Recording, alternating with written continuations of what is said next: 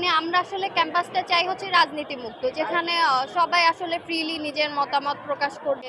মেয়েদের জন্য যে হল ভিত্তিক যে আলাদা বুথ করছে, যে টোকেন নেওয়ার জন্য, এটা অনেক ভালো লাগছে। আর ভিতরে যে দেখবো আরো কি কি অনুষ্ঠানের আয়োজন হয়।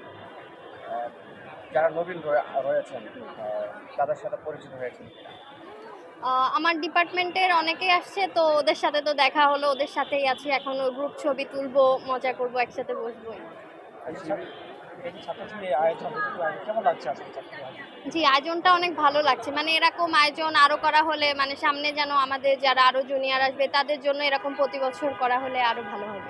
এর আগে কখনো ছাত্র শিবিরের কোনো প্রোগ্রামে অ্যাটেন্ড করেছিলেন? জি না, এইটাই প্রথম, আর এটা এসে অনেক ভালো লাগছে। শিবির সম্পর্কে আপনার আইডিয়াটা কেমন, আপনার ধারণাটা কি?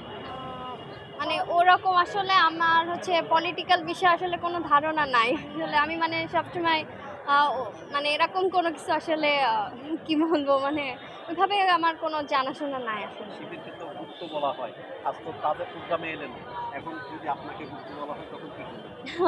মানে বলা হলেই তো আর মানুষ হয়ে যাবে না। আর এইগুলা তো মানে একটা মিমস বানায় ফেলছে, যে এখন যারে পায় তারেই বলে এরকম আসলে।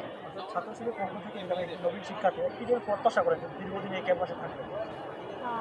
মানে আমরা আসলে ক্যাম্পাসটা চাই হচ্ছে রাজনীতি মুক্ত, যেখানে সবাই আসলে ফ্রিলি নিজের মতামত প্রকাশ করবে, ফ্রিলি চলাফেরা করবে।